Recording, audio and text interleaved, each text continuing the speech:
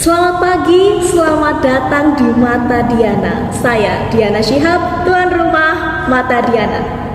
Tahun demi tahun telah kita lalui, Indonesia niscaya akan terus diuji oleh dinamika global yang tak menentu, oleh kontestasi lokal yang amat begitu seru.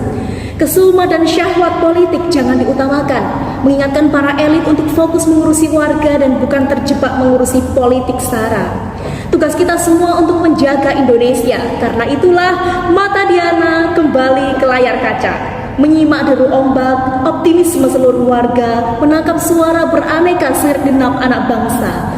Inilah Mata Diana, Indonesia rumah kita.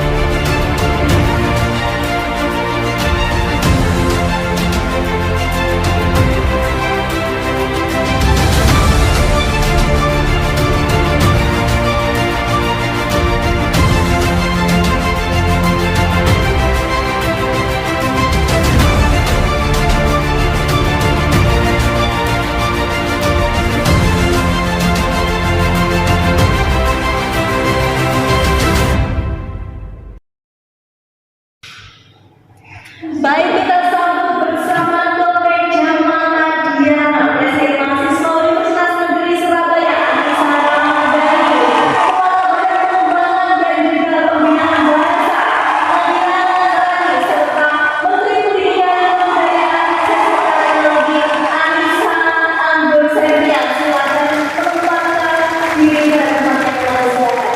Selamat pagi Mbak Anissa, apa kabar? Silakan.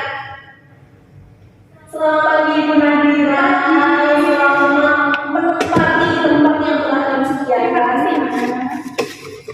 Dan ini Ibu Menteri kita, selamat pagi Ibu Menteri, silakan.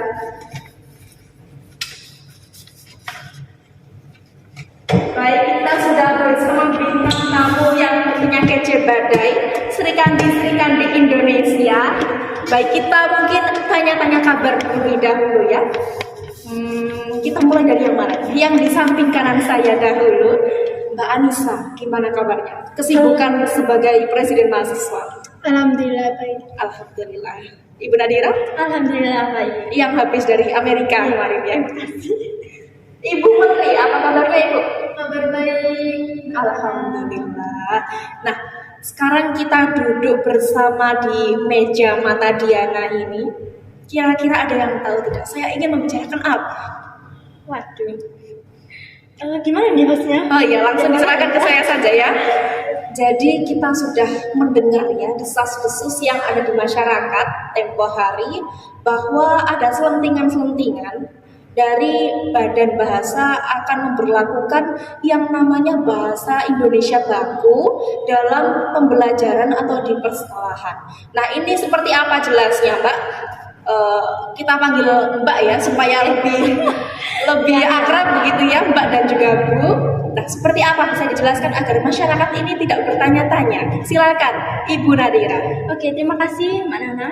Ya. Jadi kami dari Pengembangan dan Pembinaan Bahasa telah melakukan upgradean untuk visi misi yang ada pada sebelumnya. Nah, kami juga telah mencanangkan, dalam artian telah mengusulkan kepada Mendikbud untuk program kesakunian. Apa saya dengar tadi?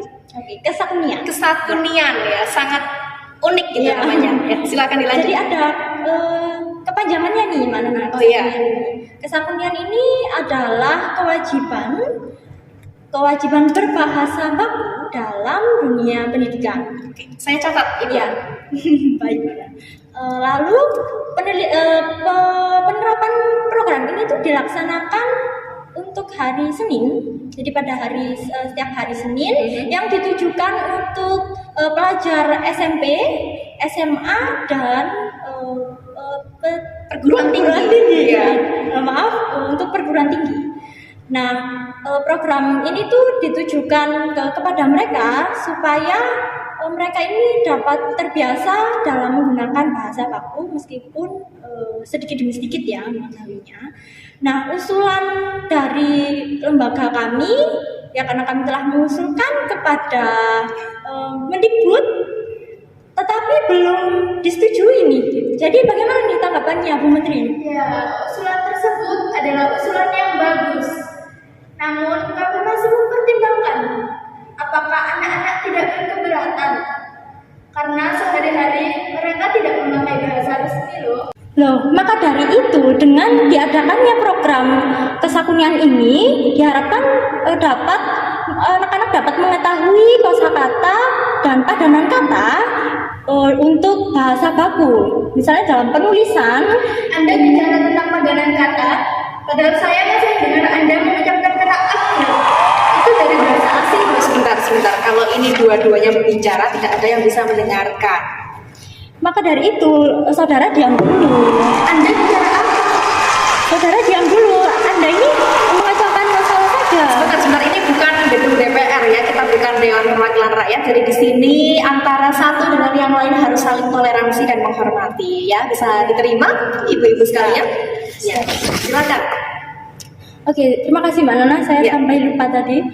Jadi anak-anak di Indonesia ini memang belum mengetahui atau jarang mengetahui bahasa baku dan suatu padanan kata yang ada di bahasa Indonesia.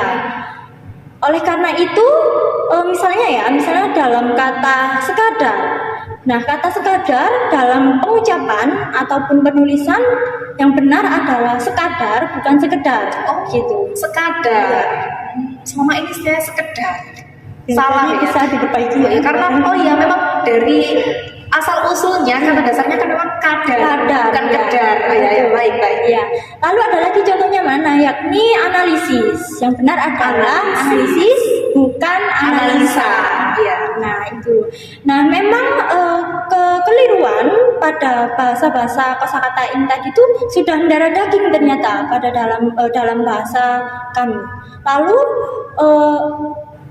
bahasa Indonesia ya, jadi bahasa Indonesia itu merupakan suatu lambang nasionalisme, lambang identitas negara, lambang pemersatu bahasa dari berbagai macam suku yang ada di Indonesia. Maka dari itu bahasa Indonesia ini sangat berperan penting untuk menyatukan perbedaan bahasa yang ada di Indonesia karena dari negara Indonesia ini tentunya memiliki berbagai daerah dan tentunya memiliki berbagai suku dan bahasa heterogen, multikultural, multibahasa yang mana saat kita dari suku Jawa semua dari suku Jawa kemudian ingin berkomunikasi ya dengan suku yang ada di Papua atau suku Ambon dan lain sebagainya, jika kita tidak memiliki bahasa persatuan maka akan kesulitan gitu ya. Oke. Saya tangkap apa yang dimaksud dari Ibu Nadira.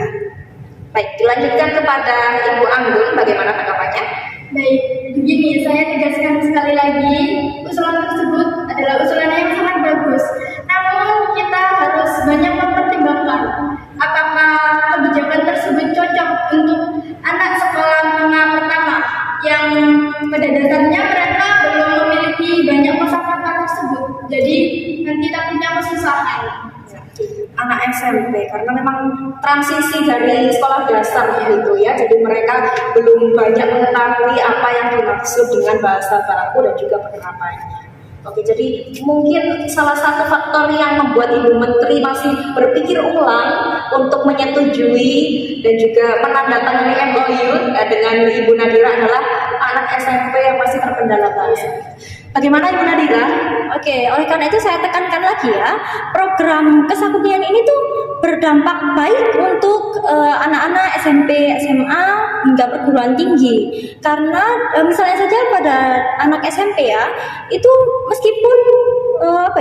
meskipun hanya sedikit yang diketahui pada anak-anak SMP itu memang wajar karena ini merupakan proses belajar menggunakan bahasa baku. Ini juga akan mempermudah untuk ke jenjang-jenjang selanjutnya yakni SMA hingga ke perkuliahan gitu.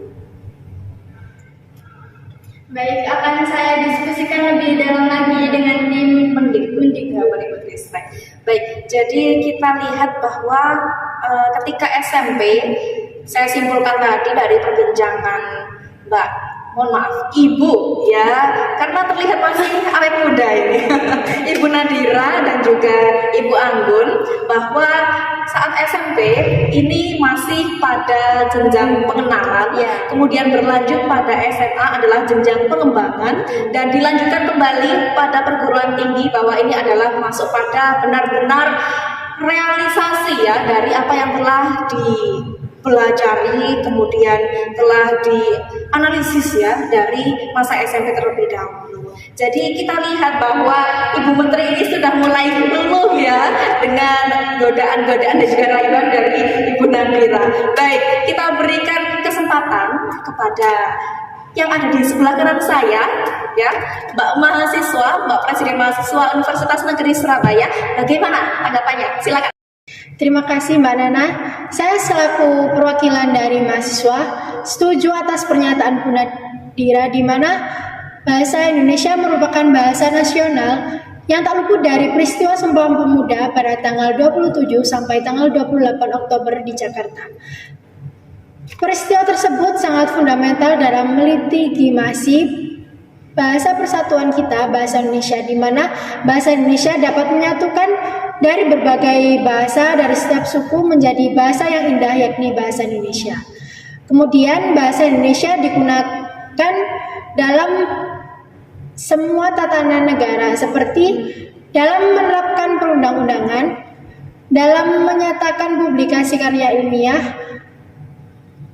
penyampaian informasi di media massa, dan sebagai komunikasi di lingkungan kerja. Sangat luar biasa bukan bahasa Indonesia kita. Baik, beri tepuk tangan untuk kita semua.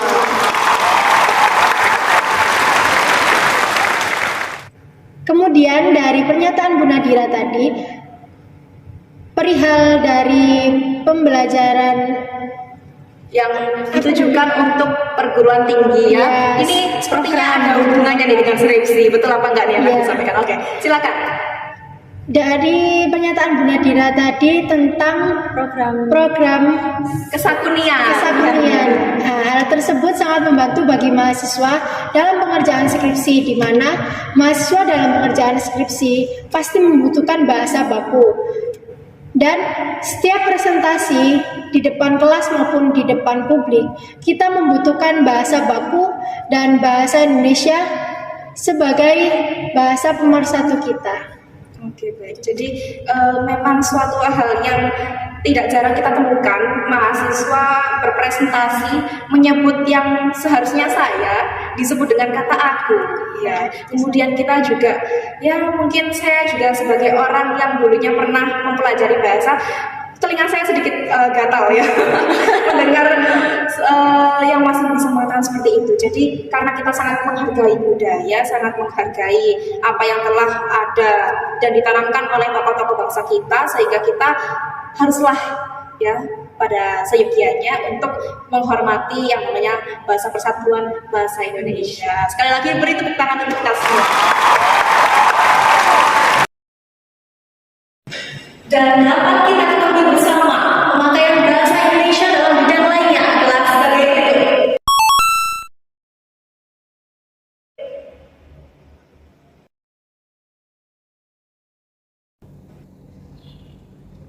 Itulah fungsi dan kedudukan dari bahasa Indonesia. Saya, Diana Syihab, pamit undur diri dan sampai jumpa.